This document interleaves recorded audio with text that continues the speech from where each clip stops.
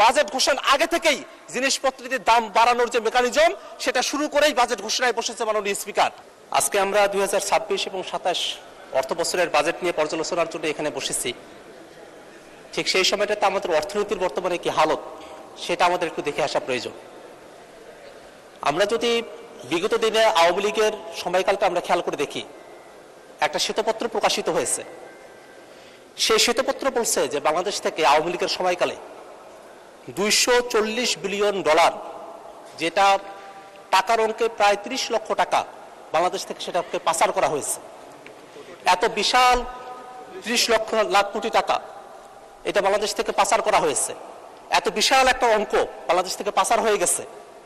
দেশের অর্থনীতিটা এখন একটা ঝুপড়ির মতো আছে, যে ঝুপড়িতে আসলে টাকা পয়সা নাই, একটা খালি একটা জায়গার মধ্যে আমরা আছি। এটা আরো সত্য হয় সেই সময়টাতে যখন আমরা দেখি যে বাংলাদেশের আসলে ঋণের পরিমাণটা কত। এ সরকার যখন দায়িত্ব গ্রহণ করে সে তখন ঋণের পরিমাণটা ছিল 23 লাখ কোটি টাকার মতো, কিন্তু এই কয়েক মাসেই এই ঋণের পরিমাণ কিন্তু আরো 1 লাখ কোটি টাকার উপরে বেড়ে এখন 24 লাখ কোটি টাকা এটা রূপান্তরিত হয়েছে। অর্থাৎ সরকার ক্ষমতা গ্রহণ করার পরে মাঝখানের এই 4 মাস সময়কালে আরো 1 লক্ষ কোটি টাকা ঋণের জালে দেশকে কিন্তু বেঁধে ফেলা হয়েছে মাননীয় স্পিকার। আমরা যদি খেলাপি ঋণের দিকে তাকাই, আমাদের লাখ লাখ টাকা এটা খেলাপি ঋণের মধ্যে আছে। এমনকি এই অবস্থা হয়ে আছে যে আমাদের এই সংসদের 2 জন সংসদ সদস্য তারা এখনো পর্যন্ত শপথ গ্রহণ করতে পারেন নাই, কারণ তারা এখনো পর্যন্ত কোর্টে এই খেলাপি ঋণের ইস্যুর মধ্যে তারা আটকে আছেন। এখনো পর্যন্ত সরকারি দলের তরফ থেকে কিন্তু সে ব্যাপারে কোনো ব্যাখ্যা বিশ্লেষণ এখনো পর্যন্ত আনা হয় নাই। অর্থাৎ এই খেলাপি ঋণের যে বিষয়টা সেটা আমাদের অর্থনীতিকে একেবারে পঙ্গু অবস্থায় নিয়ে গেছে। আমরা আমাদের মূল্যস্ফীতি মুদ্রাস্ফীতির যদি দিকে তাকাই, এটা 2 অঙ্কের ঘরে আছে, 10% কাছাকাছি। আমরা আমাদের জিডিপির দিকে যদি তাকাই, আমাদের জিডিপি এটা 4% একটুখানি বেশি অবস্থায় আছে প্রবৃদ্ধির হার। এমন একটা অবস্থায় আমরা এসে আমাদের এই বাজেটটা ঘোষণা করছি, যে সময়টাতে আমরা বলছি যে বাজেটটা ঘোষণা হওয়ার পরে জিনিসপত্রের দাম বাড়ে নাই, যেটা সরকারি দলের দাবি। কিন্তু বাস্তবতা হলো এই বাজেটটা ঘোষণা করার আগেই সরকার তার এই 3 মাসের সময়কালের মধ্যেই 2 দফায় তারা বিদ্যুৎ এবং জ্বালানির দাম তারা বৃদ্ধি করেছেন। এবং যখন বিদ্যুৎ এবং জ্বালানির দাম বৃদ্ধি করা হয়, পাশাপাশি এই জিনিসটা পরিবহন সেক্টরে যেমন প্রভাব ফেলে, তেমনি করে উৎপাদনের ব্যয় বৃদ্ধি করে সমস্ত জিনিসপত্র দিতে দামগুলো বৃদ্ধি হয়ে যায় মাননীয় স্পিকার।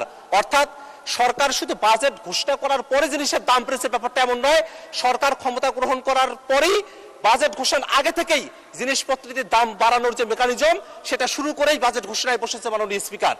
মাননীয় স্পিকার, আমরা যদি সরকারের এই অর্থনৈতিক সেক্টরগুলোতে আমরা যদি বিদেশ থেকে ঋণ নিয়ে আসার যে প্রক্রিয়া সেটার দিকে আমরা যদি তাকাই, আমরা দেখলাম যে সরকার IMF এর কাছ থেকে, বিশ্ব ব্যাংকের কাছ থেকে তারা ঋণ নিয়ে আসতে চায়। কিন্তু গত বসন্তকালীন বৈঠকে যখন আমাদের অর্থমন্ত্রী তিনি আমেরিকায় গিয়েছিলেন, সেখানে কিন্তু IMF কোনো ঋণ ছাড় করতে চায় নাই। কেন চায় নাই? কারণটা হলো IMF চেয়েছিল বাংলাদেশে অর্থনৈতিক খাতগুলোতেও একটা বড় ধরনের সংস্কার আসুক। কিন্তু আমরা খেয়াল করে দেখলাম কি, অর্থনৈতিক খাতগুলোতে কোনো ধরনের সংস্কার, সেটা তো অন্য কোনো বিষয়ে তো সংস্কার হচ্ছে না, অর্থনৈতিক বিষয়গুলোতে কোনো ধরনের সংস্কারের ব্যাপারে বিএনপি সরকারের তরফ থেকে কোনো ইতিবাচক সাড়া ছিল না। এতদিনে এসে তারা NPR এর নীতি এবং এটা ব্যবস্থাপনা সেই জিনিসগুলোকে আলাদা করার কথা বলছে। কিন্তু এই বিষয়টা কিন্তু অন্তর্বর্তীকালীন সরকারের সময়টাতে একটা অধ্যাদেশ তখন পাশ করা হয়েছিল, সেই অধ্যাদেশ এই সংসদে প্রেজেন্ট করা হয়েছিল, কিন্তু সরকার ক্ষমতা গ্রহণের পরে সেই অধ্যাদেশটাকে কিন্তু ল্যাপস করে দিয়েছে, সেই অধ্যাদেশটাকে কার্যকর করতে দেয় নাই। যদি সরকার সেই সময়টাতেই যদি সংস্কারের বিষয়গুলোকে মেনে নিত, যদি আর্থিক ব্যবস্থাপনার সংস্কারগুলো হয়ে যেত, সেক্ষেত্রে হয়তো বিদেশে যে ঋণের ক্ষেত্রে গিয়ে আমাদের অর্থমন্ত্রীকে খালি হাতে ফিরে আসতে হলো, সেই রকম ধরনের পরিস্থিতিতে আমাদেরকে নাও পড়তে হতো মাননীয় স্পিকার। মাননীয় স্পিকার, আমরা যদি আমাদের ব্যাংক খাতের দিকে তাকাই, ব্যাংক খাতে এক ধরনের অরাজকতা চলতেছে।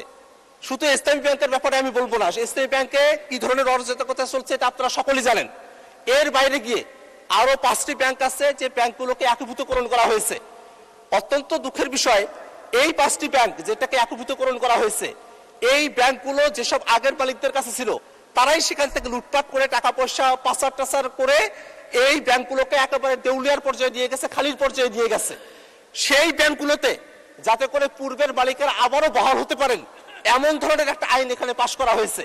যে ব্যাংক রেজুলেশন আইনটা পাশ করা হলো, সেই ব্যাংক রেজুলেশন আইনের 18 নম্বর ধারার মধ্যে এই জিনিসটা বলা হলো যে এই ব্যাংকের মালিকেরা যারা আছেন তারা যদি 7.5% টাকা তারা যদি ব্যাক করতে পারেন তাহলে তাদের কাছে আবারও ব্যাংকের মালিকানা বুঝায় দেওয়া হবে। আমাদের প্রশ্ন হলো মাননীয় স্পিকার, যেসব মালিকেরা এই ব্যাংকগুলোকে দেউলিয়া করেছে, টাকা পাচার করেছে, এই ব্যাংকগুলো থেকে লুটপাট করেছে, সেই মালিকগুলোর কাছেই মাত্র 7.5% টাকার কথা বলে ব্যাক দেওয়ার কথা বলে আবারও সেই মালিকদের কাছেই ব্যাংকগুলোকে পুনরায় ফিরিয়ে দেওয়ার ফায়দা কি হতে পারে সেটা আমাদের মাননীয় অর্থমন্ত্রী যদি আমাদেরকে বলেন তাহলে আমরা এই সংসদে কৃতজ্ঞ থাকতে পারি। মাননীয় স্পিকার, আমরা যদি আমাদের মোটা দাগে এখন বাজেটের দিকে যদি আমরা তাকাই, একটা বিশাল বড় বাজেট দেওয়া হয়েছে। এই বাজেটে 9,38,000 কোটি টাকার যে বাজেট, সেই বাজেটের মধ্যে 6,95,000 কোটি টাকা সেটার কথা বলা হয়েছে যে এটা আদায় করা সম্ভবপর হবে। এখানে ঘাটতি থেকে যাবে 2,43,000 কোটি টাকার মতো।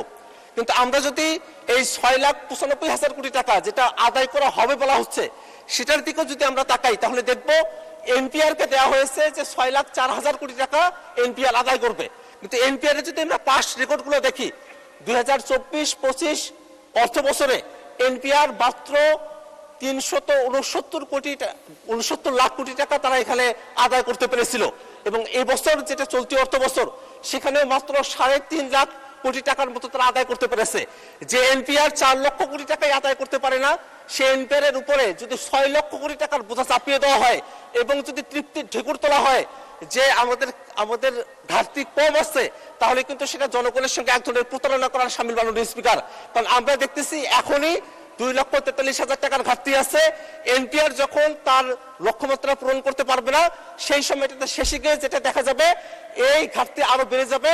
অর্থাৎ এই যে বাজেট, এটা শুধু বড় বাজেট না, এটা বড় একটা ঘাটতির বাজেটে পরিণত হয়েছে। মাননীয় স্পিকার, আমরা যদি আরো একটু ভিতরের দিকে তাকাই, এই বাজেটকে একটা বিনিয়োগ বান্ধব বাজেট বলা হচ্ছে মাননীয় স্পিকার, কিন্তু আমরা দেখতেছি সরকার ঋণ নিয়ে দেশের এই বাজেটটাকে সচল রাখার একটা পরিকল্পনা হাতে নিয়েছে।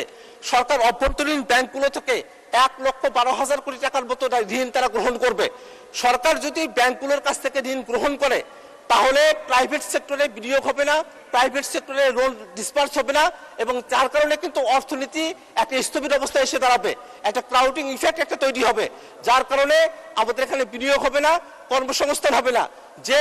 যে বাজেটটাকে বলা হচ্ছে যেটা বিনিয়োগ বান্ধব বাজেট, সেই বাজেটের মধ্যে ক্রাউডিং ইফেক্ট তৈরি করার মতো পদ্ধতি রেখে ব্যাংকগুলো থেকে অর্থ সরকার আদায় করে নিবে, সরকার নিয়ে যাবে, এবং তার কারণে এখানে প্রাইভেট সেক্টর যারা আছে তারা কোনোভাবেই সেখান থেকে উপকৃত হবে না। এই কারণে এই যে একটা বাজেট ঘোষণা করা হয়েছে সেই বাজেটটা বিনিয়োগ বান্ধব তো নয়, বরং বিনিয়োগের পরিপন্থী একটা বাজেটে পরিণত হয়েছে। মাননীয় স্পিকার।